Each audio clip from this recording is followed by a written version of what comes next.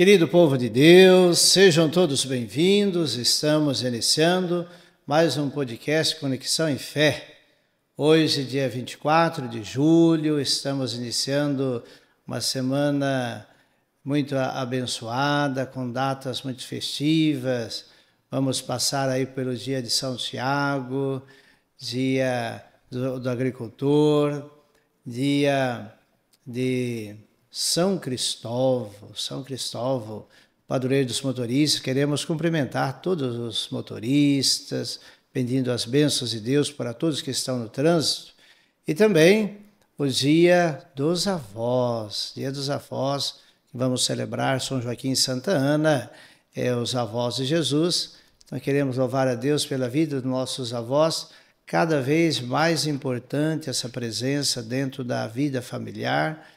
Se não fossem os avós que cuidam dos netos, que ajudam inclusive no orçamento, quantas famílias são quase que sustentadas com a aposentadoria dos avós, né? Então saudamos a todos, agradecendo sempre a atenção e o empenho em ajudar a divulgar o nosso canal no YouTube, Paróquia Nossa Senhora do Brasil, São José do Rio Preto. E envie esse link para o grupo de seus amigos, os grupos em que você está presente, e convide a inscrever em nosso canal. Desde já agradecemos. E hoje vamos conversar sobre um tema muito presente na vida do povo, na vida das nossas famílias, que são as compulsões, né?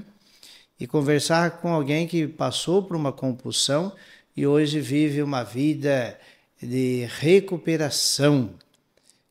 Qual a família que não tem alguma dificuldade nas dependências, das compulsões que passa pelo álcool, que passa pelas drogas, que passa pelo sexo, que passa pelas compras, pela comida, pelo celular, a dependência hoje dos aparelhos. Tudo aquilo que nos escraviza passa a ser uma compulsão.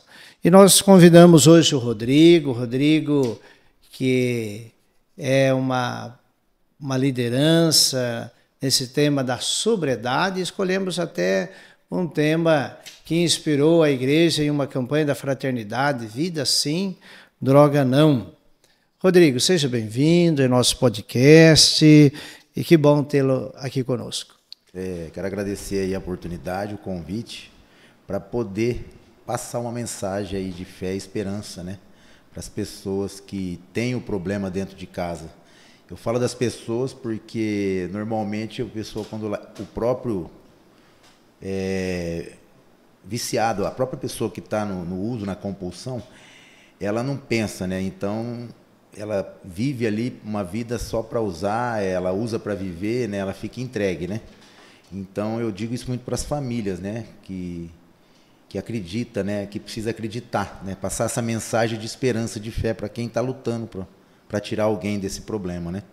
Perfeito, né? Então acreditar na recuperação e esse acreditar ele passa naturalmente pelos passos do programa de Vida Nova, né? Mas é importante também, nós vamos conversar sobre o programa de Vida Nova, que serve para todas as nossas necessidades da vida humana. Cada um de nós sofremos de alguma compulsão, né? Aquilo que é demais, e o que é demais atrapalha o equilíbrio, né? O Rodrigo, quem que é o Rodrigo? Você natural de onde? Hoje seus pais, tem irmãos, está casado? Como que o Rodrigo está chegando? Ontem, dia 23/7, você completou mais um aniversário e está completando 5 anos de sobriedade, né? Quem é o Rodrigo? Bom, eu tenho aí, como o senhor falou ontem, né, completei 46 anos de vida, com a graça de Deus, completando também aí o mês passado 5 anos de sobriedade, né, longe do vício, né, longe do uso da droga.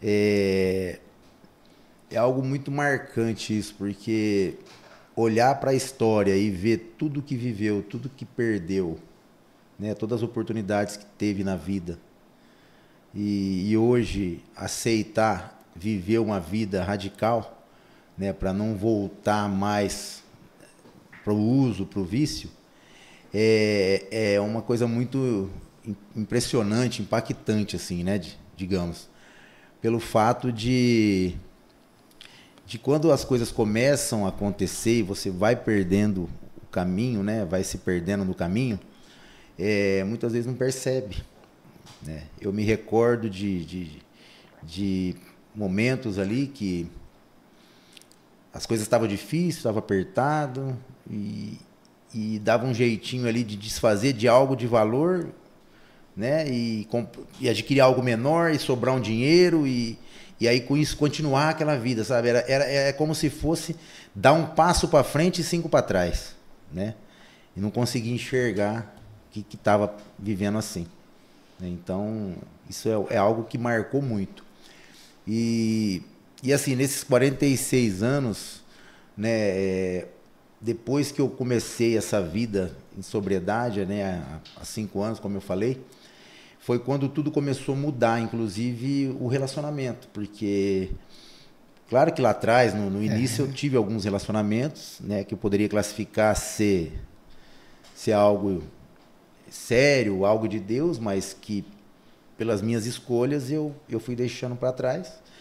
E aí aquela vida no uso, no vício, só pessoas que também viviam aquela vida, ou até algumas que não viviam, mas que como não servia para aquela vida que eu estava vivendo, eu também já descartava rapidamente. E aí hoje, né, depois de ter feito essa, primeiramente a admissão, né, admitir, né, e depois essa entrega, foi quando surgiu tudo que eu venho vivendo, inclusive essa esposa que eu tenho hoje, que até mesmo faço questão de comentar, né, nós vamos oficialmente dia 13 de outubro nos unir aí, né, perante ao sacramento aí do matrimônio, né? Que bênção. Perante a Deus aí com a bênção do padre, né? É verdade. E então eu vejo isso tudo como algo muito valioso, muito mais valioso do que aquilo que eu até pensei ser valioso lá atrás, né? Materialmente falando, né? Então hoje viver em sobriedade, isso não tem preço, padre. Não tem preço, né? É interessante também aproveitar que você citou o exemplo da sua esposa, que vocês vão receber o sacramento do matrimônio agora em outubro. Ela também que vive um outro momento bonito, que ela conseguiu a nulidade. Exatamente. A nulidade, que é também uma ferramenta que a igreja disponibiliza para aqueles casais que já foram casados, estão numa segunda união. Nós já até conversamos aqui no podcast com o padre Fábio Dung, que é o presidente do Tribunal Eclesiástico, e aqueles que conseguem ter elementos em que prova que o casamento primeiro ele foi nulo, né? Ele não aconteceu, né? Então, por isso, Rodrigo e Viviane vão agora receber o sacramento do matrimônio no dia 13 de outubro. Exatamente. Rodrigo, como que a droga chegou na sua vida? O que você consegue hoje, depois de todo esse caminho? Como que foi a primeira vez? Como que entrou? Como que chega? Que é importante para que os pais percebam elementos que precisam ser muito bem vigiados e também dar força, né? No sentido de admitir, ali, olhar e procurar buscar a sobriedade. Bom, algo que é considerado aí por todas as pessoas que entendem aí a respeito dessa causa, desse problema, a curiosidade ela é a que mais leva, né, a pessoa a querer experimentar, né, a euforia ali né, eu me recordo que eu lembro de pessoas, né, que influenciaram de uma forma ou de outra, até mesmo sem perceber, mas por ver as atitudes da pessoa, ver, né, às vezes uma pessoa tem até algumas gírias que é usada aí, que a pessoa é mais descolada, né, a pessoa mais extrovertida e muitas vezes que a pessoa, não, eu quero fazer assim também, quero ser assim. Então isso é uma das coisas que mais influenciam, né? E até a hora que foi o senhor foi fazendo a pergunta aí, eu fui me recordando de algumas coisas que são marcas desse problema, né? Pessoas que é classificado dizer que a sexta-feira é o Dia Mundial do Uso de Droga. É classificado aí por pesquisas, né? Porque pessoas que nunca usaram, na sexta-feira vão sair e vão usar pela primeira vez, ou até mesmo não vão retornar, né, no final de semana. Né? Quantas que não morrem no decorrer do final de semana pelo uso de drogas, né? Então, aquela coisa da balada, do final de semana, né? Claro que depois ela se torna uma rotina, né? A pessoa, quando ela vai perdendo o controle, não tem dia, né? E aí, quando ela entrou, né, a pergunta foi, né, em cima disso, né? Eu me recordo que na minha juventude ali, eu via muito isso, né, e ficava algo distante de ver alguém que fazia. Eu era até mais jovem, né, 12, 13, 14 anos, às vezes um campinho de futebol no bairro ali, então você via alguns que eram os mais velhos, então tinha sempre aquela imagem. E ali por volta dos meus 18 anos, 19 anos, teve o primeiro contato, né, de experimentar, né? Eu via pessoas naquela época já perdida no crack, que hoje é a pior droga, né, considerado aí, né? Pelo menos pelo nosso país, porque tem outras drogas em outros países, heroína e tudo mais, só que o crack hoje é a pior. E naquela época, que para mim era um absurdo, né, assim, que era muita novidade, ou então aquela curiosidade que voltada ali para maconha, para cocaína, né? Eu já também, hoje eu lembro, né, que o crack já também existia. Eu tenho pessoas que eu já conhecia que faziam uso, né, daquilo, que aquilo ali era o fim do mundo na época. Né? Hoje deixou as ruas cheias de pessoas aí que estão perdidas, né? Então, pela resposta que você traz da sua vida, as drogas, ela chegou na sua vida através dessa curiosidade. Então é importante que os pais e que a família trata desse tema hoje com toda transparência, inclusive falando de evitar essa curiosidade, né? Porque são várias portas em que esse mal pode entrar na vida da pessoa, né? Então, um elemento que você traz, essa curiosidade. E você ficou quantos anos na dependência? Eu já fiz uma analogia assim dessa questão de tempo, né, que eu já falei em outros lugares, né, entre aquela questão de iniciar, ter o controle, até mesmo depois se perder, e aí depois começar o tenta sair e volta, até porque assim, eu passei por internação em clínicas que fazem esse tratamento, né, da dependência química, e até mesmo involuntária, né? E foram 7 internações. Então, ao todo, de quando começou até há 5 anos atrás, eu ter conseguido aí me entregar, admitir de verdade, né, a minha impotência, foram cerca de 18 anos aí, né? 18 para 20 anos, né? 18 anos. E você consegue identificar o que foi qual a motivação? Porque há pessoas que dizem, olha, eu comecei a minha vida nova, a minha sobriedade, através de um fato, ou perdi o emprego, ou morreu alguém da minha família, ou eu cansei da vida que levava, hein? E aí nós estamos entrando no programa de vida nova, que é a Pastoral da Sobriedade. A Pastoral da Sobriedade é uma pastoral que a igreja desenvolve para acolher a família que tem no seu seio este mal das dependências e o próprio dependente. E o primeiro passo da vida nova é admitir. Se não houver esse passo do admitir, não tem como Deus agir, né? Qual o momento que você tomou essa decisão? Essa vida não é mais para mim. Até porque para falar dessa decisão, padre, eu penso que por eu ter vivido momentos muito difíceis, né? Até mesmo a gente fala muito da curiosidade, né? Mas é uma coisa ligada à outra. A curiosidade, ela é o maior índice aí que leva qualquer pessoa ao uso, como eu falei. Só que depois também, ela vem seguida aí da frustração. As frustrações, né, as decepções também vem logo após aí como uma das causas também da pessoa entrar e até mesmo se perder.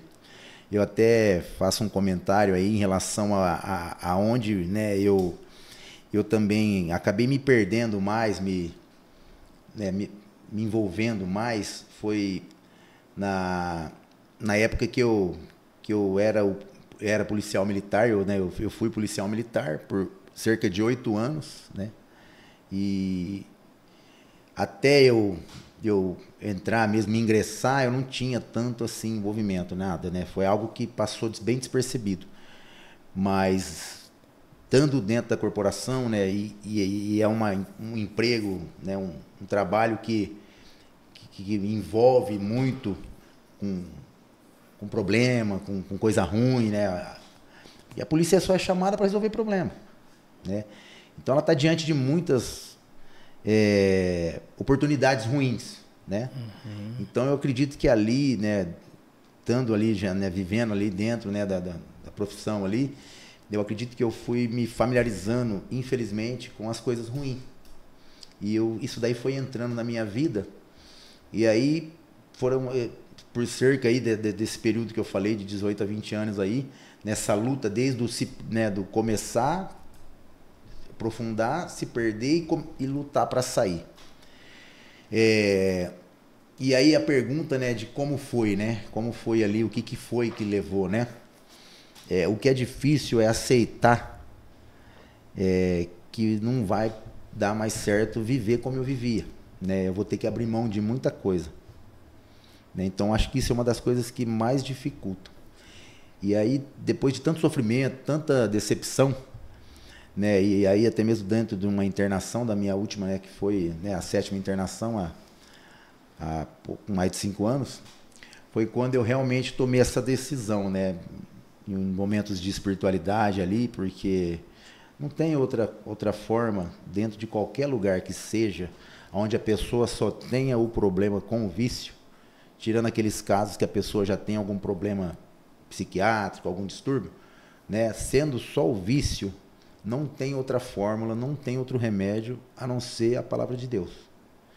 E ali eu tomei essa decisão de me entregar realmente, sabe? De me abrir e fazer essa experiência que tantos falavam lá, sabe? Né? Para dar essa oportunidade para Deus na vida da... E você você passou por alguma comunidade terapêutica, clínica? Passei como eu falei, passei por 7, né? 7. E sempre eu criava alguma alternativa. Bom, agora eu vou tentar fazer desse jeito. Eu tentava, né, fazer...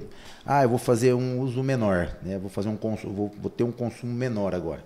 Ou vou fazer só isso, ou só determinada substância, né? E aí, como eu falei na 7ª, eu entendi que não tinha outra fórmula, se não fosse abrir mão daquilo que me levava. Porque, assim, uma coisa que é muito importante falar, pai, as pessoas falam muito da droga, né? A droga, ela só é o complemento. Eles costumam dizer que ela é a cerejinha do bolo, né? Porque é uma série de coisas que leva ao uso, é o comportamento, né? E dentro desses lugares, comunidade terapêutica, né, clínica, o que trata mesmo é o comportamento. É a pessoa se reeducar com as normas, com as regras do lugar, ter uma iniciativa para fazer as coisas, sem pensar que está fazendo para alguém, pensar que está fazendo e sendo observada por Deus, né? E aí, o que tiver que acontecer depois que passar por esse processo, o que tiver que vir para a pessoa, para mim, ela vai vir como merecimento, por uma entrega que eu fiz, por uma dedicação que eu tive em relação a alguma coisa que tinha que ser feito dentro daquele lugar. Pensar que eu não estava fazendo para o lugar, eu estava fazendo ali para Deus, né? E aí, com isso, eu exercitar esse comportamento novo, essa maneira nova de viver. Da mesma forma que enraizou as coisas ruins no uso, deixar agora se fortalecer com essa nova raiz, né? Que é um comportamento novo, diferente. E eu costumo dizer muito radical, né? Tem que ser muito radical. Perfeito. Então, todo esse conjunto ele se dá no admitir, né? Então, o programa de vida nova da Pastoral da Sobriedade, que é fundamento aí de muitas comunidades terapêuticas, são os 12 passos: admitir, arrepender, entregar, confessar, reparar, celebrar. Então, o admitir, que a gente vê assim, até na relação com Deus, o sacramento da confissão é o passo para Deus nos perdoar. Deus deseja sempre nos perdoar, nos restaurar, mas Ele respeita a nossa liberdade em admitir que nós nos afastamos dEle, que ofendemos o reino de Deus, e aí a misericórdia de Deus ela é imediata, né? Há uma passagem que serve muito para fundamentar a vida nova da sobriedade, é a parábola do filho pródigo, né? O filho que sai, que gasta seus bens numa vida promíscua, e o pai só pôde ajudar o filho quando ele admitiu: aqui não dá mais, onde eu estou, eu vou retornar à casa do meu pai, pedir a ele que eu pequei contra ele, contra Deus. E o pai, diante do admitir, da tomada de decisão do filho, do levantar, ir ao encontro, confessar ao pai, pedir o perdão, a graça aconteceu, né? Então, Rodrigo, você fez esse caminho de vida nova e hoje você está à frente de uma clínica, né, terapêutica, que tem assim, também um espírito de comunidade, né? Mas ela lida com recuperação involuntária e voluntária, né? Exatamente. Como que nasceu esse sonho? Hoje é uma realidade. O que te levou a iniciar esse trabalho? Olha, sinceridade, padre, eu nunca, eu até mesmo nunca fui a favor. Eu nunca achei que seria isso o caminho, sabe? Né? De levar alguém, até mesmo se fosse a força, né? E o que me levou mesmo a hoje estar à frente é olhar para aquilo que eu comecei a viver dentro de um lugar como esse, né? Tudo aquilo que eu vivi ali, tudo que era aplicado, tudo que era passado, eu entender que era necessário, né? E aí, o que eu pensei? Falei, né, se for para estar à frente, eu queria fazer assim, buscar fazer da melhor maneira possível. Tentar realmente aplicar dentro, né, o amor de Deus, sabe? Mas de uma forma bem intensa, né? Então, até mesmo pouco mais de 2 anos de existência, eu ainda tento ver, descobrir se não tem algo que eu preciso ainda melhorar, mudar, na questão até mesmo de não exceder nesse amor, né? Eu busco sabedoria, né? Peço a Deus todo dia sabedoria por conta de se adaptar, porque a pessoa, quando ela está perdida no vício, ela se torna muito manipuladora. Então, se eu não tomar cuidado, hoje mesmo eu estando em sobriedade, eles vão acabar me manipulando, né? Baseado nessa entrega, né? Nesse amor que a gente busca transmitir intenso. Mas uma coisa que eu sinto muito de falar, padre, estando dentro da clínica, e esse momento meu que eu tive ali, de admitir mesmo e acreditar e fazer essa entrega, foi algo, assim, como eu falei, muito radical. Eu gosto muito de falar porque eu lá dentro eu fiz votos ali, até mesmo voto de castidade. Eu tinha 40 anos na época. E aí, imagino o tanto de chacota e bullying, né? Vou classificar como bullying, que as pessoas faziam. É como que um homem, né, vai viver isso hoje, nos dias de hoje. Eu cheguei a ouvir de alguns, padre, coisas que assim, eles usaram um termo em relação à palavra de Deus, a Sagrada Escritura. Esse livro aí existe há mais de 2000 anos, a realidade hoje é outra, né? Então, assim, o que eu quero dizer é que tudo que eu vejo hoje que a palavra de Deus ensina e prega dentro da igreja, né, na Santa Missa, para uma pessoa que nunca usou droga, é aquilo que hoje eu olho e eu preciso entender que eu tenho que ser radical naquilo. É uma tentativa, né? A gente tem que todo dia lutar, cai, levanta, mas para a pessoa que passou por todo esse processo, que ela busca viver em sobriedade, se ela vacilar, se ela começar com muitos escorregões no caminho, sabe? Começar a escorregar demais, cai, levanta, não vai dar certo, ele vai cair, ele vai lá pro abismo de novo. Então, assim, para que isso não tenha tanto escorregão, precisa da radicalidade. E aí uma das coisas que foi até mesmo fazer voto de castidade. Imagina, né? Um homem de 40 anos, eu escutava isso, né? Que eu tava doido, né? Bom, agora o cara tá doido com isso daí, né? Tá chapando, eles falavam, né? Olha. Por conta de estar vivendo o que pede para todo mundo viver, não é só para nós que temos esse problema. É o que pede, eu, hoje participando muito da Santa Missa, é o que a gente ouve pedir para todos, não é só para quem tem um problema. Então, assim, é muito impressionante ver, né?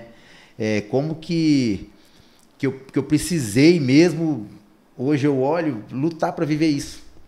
Até mesmo sem estar vivendo tanto, né, da palavra, né?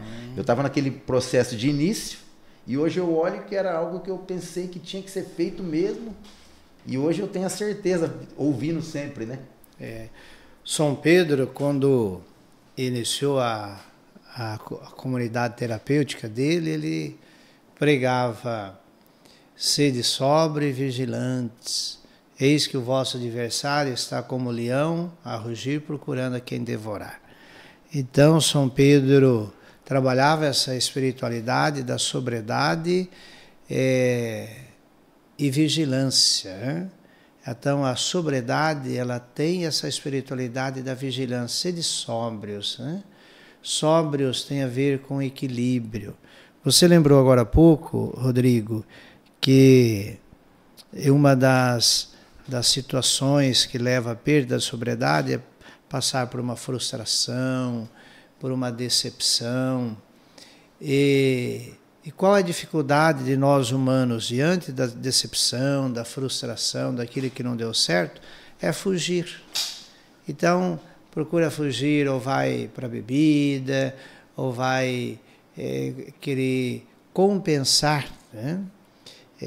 Na vida da sexualidade, compensar no alcoolismo, e é onde que arruma um outro problema, né? Então, o que fazer diante da frustração, dos desafios, dos problemas? Enfrentar e não fugir. E há problemas que eu preciso assumir, não vou resolver no momento, mas em algum momento eu vou resolver. E aprender a conviver, jamais a fugir. Esse final de semana nós realizamos aqui na paróquia o acampamento FAC, acampamento de adolescentes, e eu fiquei impressionado de ver o quanto de adolescentes, jovens, que tomam hoje remédios para dormir, remédio para acalmar, né? Olha, é uma compulsão muito triste, Jovens com 14 anos, 15 anos, 16 anos que têm que tomar remédio para dormir. Quando chegarem nos 40 anos, 50 anos, vai ser um zumbi, né? Se for nesse ritmo, né? Então nós precisamos buscar essa sobriedade, o equilíbrio, né? E para isso, a sobriedade sem a fé, ela não subsiste, né? Você, nesses 2 anos de clínica, de comunidade terapêutica, deve ter percebido assim, que sem Deus, sem um compromisso com a igreja, com a vida de fé, não subsiste, porque se você passa por um tratamento, esse tratamento exige de você fazer uma troca de convivência, de pessoas, de referências, e aí é onde que a comunidade, a vida de comunidade ajuda. Como que você trabalha esse tema aí na convivência daqueles que estão buscando deixar os vícios, né? O que você prioriza a sua clínica? Lá nós temos o tratamento, né, baseado em desintoxicação, conscientização e a socialização entre eles e até mesmo a ressocialização, que é participar daí dos acampamentos, pastoral da sobriedade, grupos de oração, missa, né? E, assim, uma coisa que o senhor falando assim, eu trago sempre, eu gosto de falar, eu partilho muito com eles aquilo que eu vivo. Aquilo que alguém falou um dia quando eu estava lá sentado, e aí, como eu falei, eu resolvi fazer essa experiência. de negar as coisas que me levavam de volta ao uso. E uma das coisas que eu trago até hoje, eu aplico muito lá com eles, e eu faço questão de sempre falar, Padre, é a oração. E não importa da forma que cada um faz, né? Deus, ele ouve qualquer um de nós aí da forma mais simples que seja. Né? Mas uma coisa que eu não posso deixar de falar, que é voltado para o nosso meio, que é da nossa religião, que é o terço, o Santo Terço. Eu tenho o dia de rezar rosários até hoje. Desde quando eu saí da clínica, eu nunca deixei na minha vida, desses 5 anos, pouco mais de 5 anos, de rezar um terço que seja. Né? E aí tem a Hora da Misericórdia, tem os terços marianos. Então, assim, isso é uma da ferramenta que eu mais uso. Eu no carro, entre uma coisa e outra, eu vou rezando. E eu sinto hoje, parece que Deus fala nitidamente comigo, que se não fosse essas orações, o Rodrigo antigo, com certeza já tinha voltado a agir conforme ele agia, né? Deixando o lado humano prevalecer. Então, assim, por mais que tem momentos que eu sinto ali que eu tô à beira de explodir, mas eu tô dessa forma com o terço na mão, rezando. E aí as ferramentas que nós temos aí é o jejum, né? Buscar, colocar, fazer algumas intenções, né? A prática diária da comunhão, né? Da Santa Missa. E se abster daquelas coisas que alimentam a carne, né? Eu renuncio muitas vezes, né? Eu entrego ali certo tipo de alimento que eu gosto muito, né? Um doce, um chocolate, um refrigerante. Eu falo, ó, por esse mês eu não vou, né? E eu praticar alguns jejum. E a oração, eu acredito que isso é o que mais me alimenta hoje na minha recuperação. E a própria prática dos 12 passos cristãos com eles ali no dia a dia, que eu sou um dos terapeutas que aplica, né? A gente segue ali os 12 passos cristãos. Eu sempre falo isso para eles, né? Que se alguém ali está ouvindo por ouvir, eu peço para que Deus toque o coração deles, mas que eles precisam saber que quem mais está aproveitando sou eu que estou aplicando. Então, assim, é o meu alimento, né? A prática ali com eles, ali do dia a dia, dos 12 passos cristãos, a oração, eu incentivo eles, oriento ali em questão de jejum, né? De fazer alguma coisa a mais sempre para Deus, que esse meu resistir é o que vai me dar força para resistir à vontade de usar as coisas que eu não devo. Perfeito. É interessante que Jesus já nos deu essas ferramentas e falou, se nós olharmos lá Mateus 6, né? Jesus diz, ora, quando orardes, entra no seu quarto, entra na sua intimidade e aí ele trata 3 aspectos, né? A oração, o jejum e a esmola, né? Então a oração é justamente essa vigilância de abertura para Deus, né? Rezar, orar é abrir a vida para Deus fazer a obra, né? Então a oração sempre vai nos levar a entrar em comunhão com o sagrado, com Deus, e abrir para que a vontade dele predomine sobre a nossa, né? O jejum é, como você lembrou, ele é uma força para combater as compulsões, porque o jejum é o exercício do autodomínio de um instinto. Então, se você gosta do doce, é um instinto, é um desejo. Se você passa a dominar, hoje eu não vou comer o doce, você faz o exercício desse autodomínio, desse instinto, você vai caminhar para dominar também a vontade do uso das dependências químicas, né? E a esmola, que Jesus diz que é justamente tratar bem as pessoas, a caridade, ser bom de relacionamento, isso faz bem para a alma, para o espírito, para o nosso corpo, tratar bem as pessoas, porque se a gente trata bem, é sinal que nós temos isso dentro de nós, para desejar o outro. Então, olha, 3 ferramentas de santidade para combater as compulsões: oração, jejum, esmola, caridade, relacionar-se bem com as pessoas, né? Muito bem.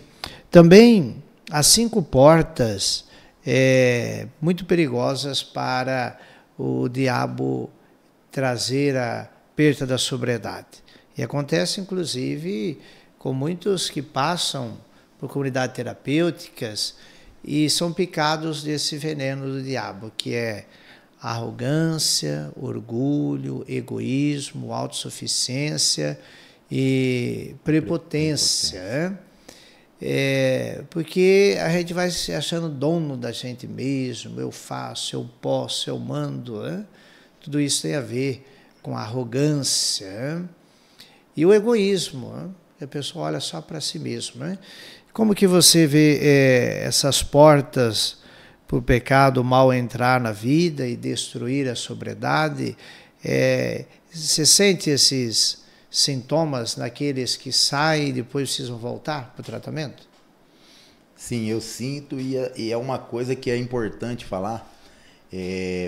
Né, muitas vezes os meninos pensam que você está há tanto tempo, então agora eu ouço muito isso. Você não cai mais. E uma coisa que eu deixo claro, que se eu hoje não fizer tudo que eu fiz ontem, ou esses dias para trás, esses anos para trás, eu corro risco igual a eles de cair. Então é todos os dias, né? É a própria conversão. É todos os dias deixar de fazer a minha vontade para fazer a vontade de Deus. E aí, eu ouvindo, aí o senhor falar, vai passando um filme na cabeça, porque são experiências que eu venho vivendo nesses anos, né?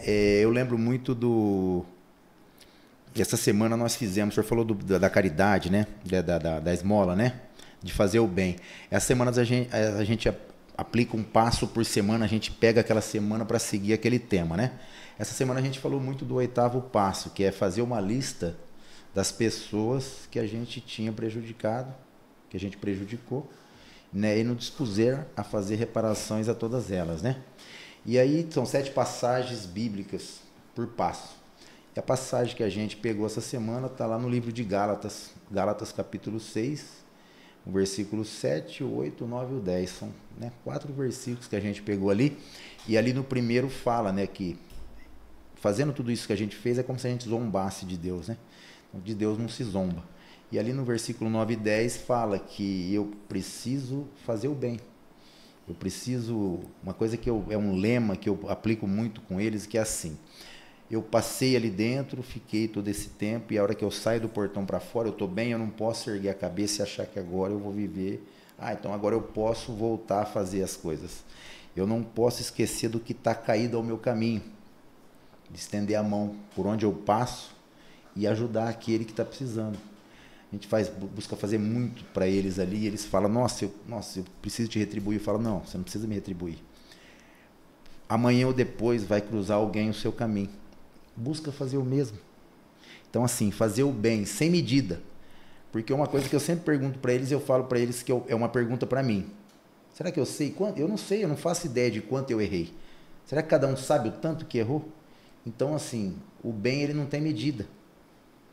Então, eu penso que eu tenho que viver agora a vida toda praticando o bem. E uma coisa que eu queria comentar, o Espírito Santo me incomodou muito aqui, padre, o senhor falou do FAQ, né, dos jovens, e eles, nessa dependência de remédio, né? E hoje em dia, eu percebo isso, busca-se soluções em tanta coisa, e é uma coisa que eu tenho lá, de algumas passagens que Deus colocou no meu coração e não deixou eu esquecer. Tem aquela passagem muito conhecida, quando Jesus vai curar a filha de Jairo. Então, Jesus tem sempre algum compromisso. Mas se eu buscar ele no caminho, ele não vai deixar de me atender, como ele não deixou de atender a cura para a mulher do fluxo. E aprofundando só um pouco, né, para entender ali que a família, né, essa passagem ensina que a família, por 12 anos, buscou cura em tudo quanto é lugar.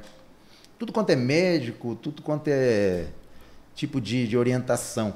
Mas o dia que elas, rastejando lá, suplicou e só tocou na orla ali, né, ela foi curada. Então, assim, tem tanta gente buscando solução em remédio.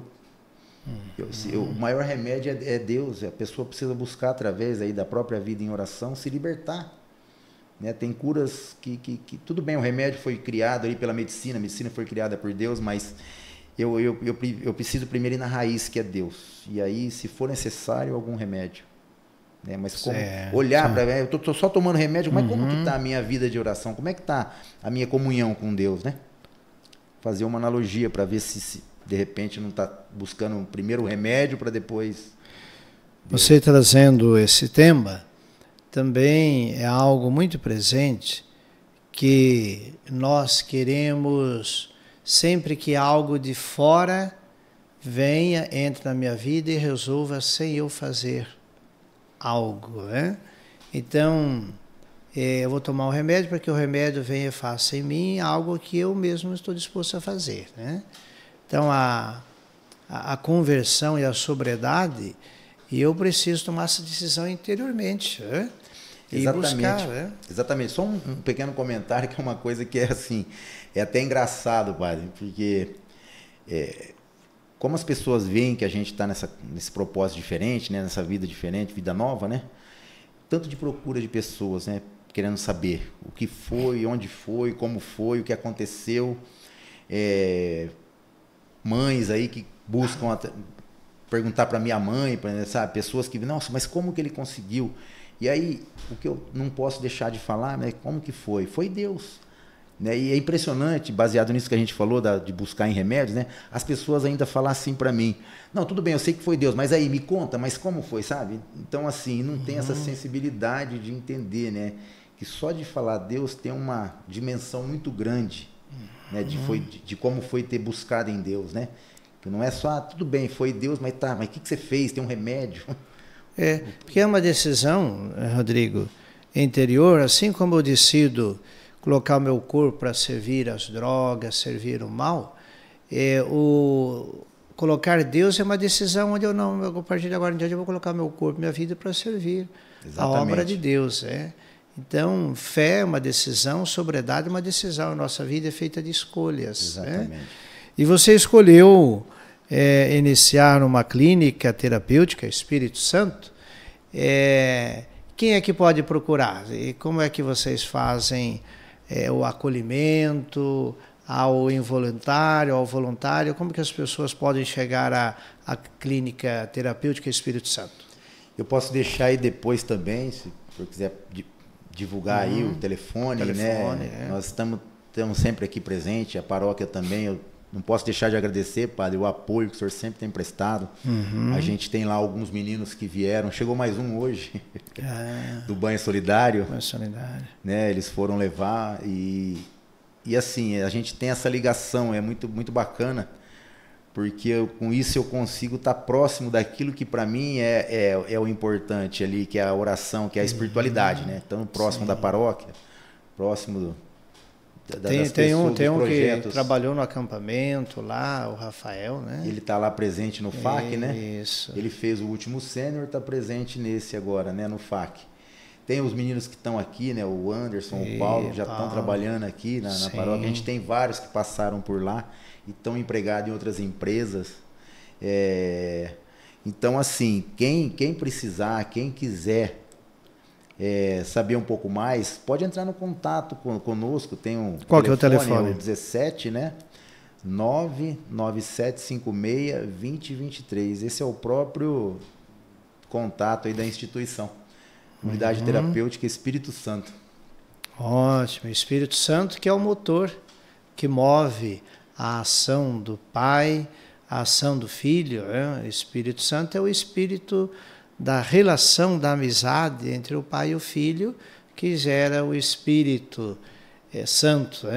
É fácil a gente encontrar expressões de pessoas que dizem, olha, aquele menino tem um espírito do pai dele, a menina tem um espírito da mãe, né?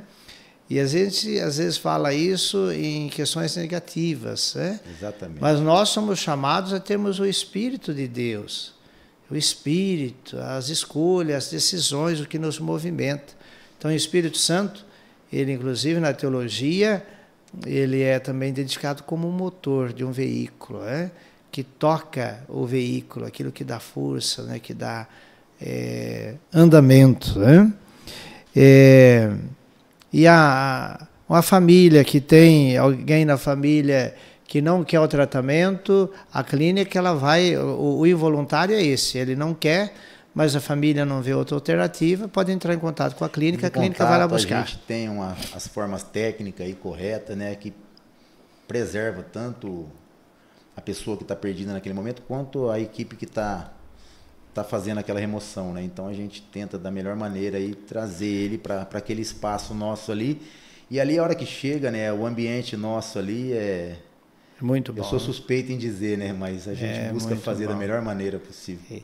E essa forma técnica não é usando a força, eu só uso a técnica, né? Técnica, exatamente. É isso aí. E também o voluntário, a internação, né, voluntária, ou seja, quando no diálogo consegue motivar aquele que está na dependência a aceitar o tratamento, né?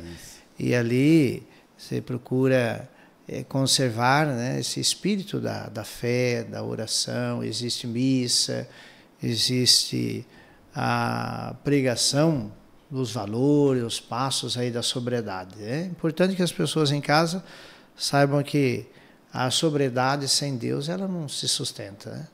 Exatamente. Então lá, como que é o dia a dia lá na clínica? Levanta às 5h30 da manhã, vai dormir às 21h, como que é? Nós temos o cronograma lá, né? O despertar ali é por volta das 6h45, né? Uhum. E ali a primeira atividade ali temos ali às 7h30 o café da manhã. E logo depois a gente tem... A primeira atividade do dia é a espiritualidade, né? O primeiro alimento ali, que junto ali logo após o café da manhã, o higiene pessoal, é a espiritualidade, né? Faz uma reflexão, a meditação da palavra.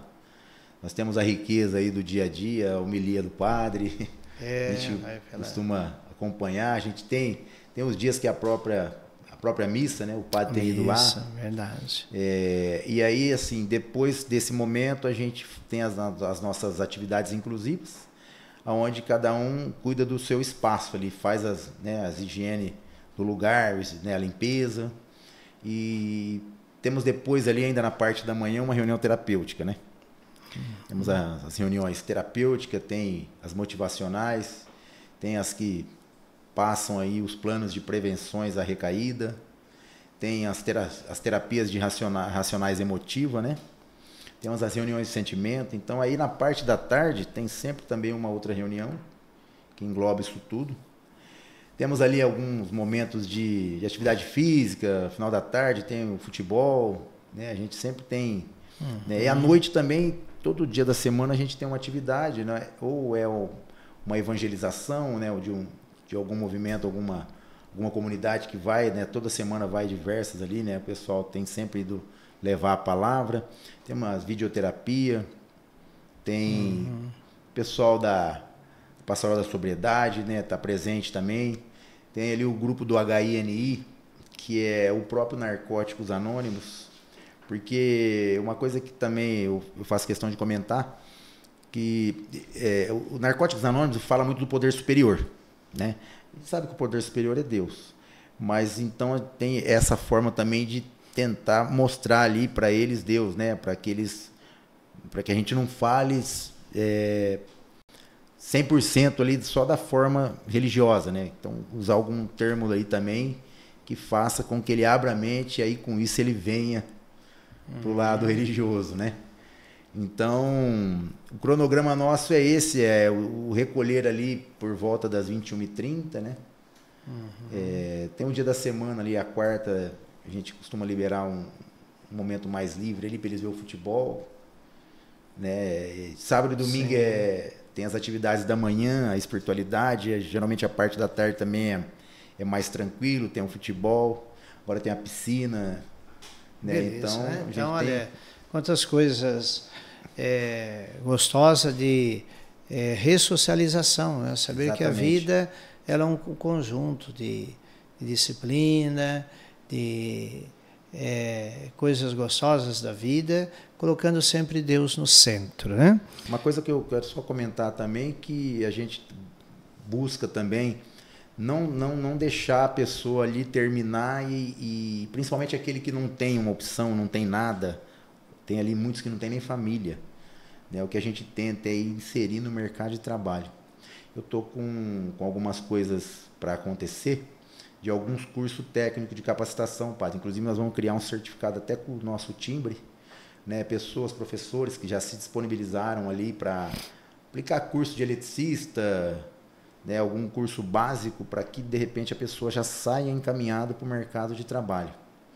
Nessa semana, eu acredito que eu vou receber ali alguém ligado a alguma faculdade dessas que dão curso à distância, já teve alguma comunicação comigo, eu já dei o sinal verde, então, assim, eu não vou nem comentar, porque vou deixar acontecer primeiro, mas eu queria deixar claro que a gente está tentando lutar para isso também, porque por mais que para eles seja difícil, né, ficar ali quando chega, eles pensam que aquele período vai ser difícil, aquilo é tão rápido, e a nossa preocupação hoje está sendo em não deixar eles saírem sem ter o que fazer, a gente conseguir inserir eles no mercado de trabalho, porque a pessoa quando sai, quando ela volta, o seu meio ali familiar e a redondeza, as pessoas não acreditam, porque já teve várias recaídas, então, né, muitas vezes fica esperando a próxima, né, e com isso a gente pensando nisso quer ajudar eles a já sair com o caminho já organizado já para eles trilhar. Perfeito, Rodrigo. Olha aí que beleza, aí já 50 minutos do nosso bate-papo, mas o desejo é despertar que a salvação. Deus, na pessoa do Filho Jesus Cristo, veio nos trazer a vida nova, né?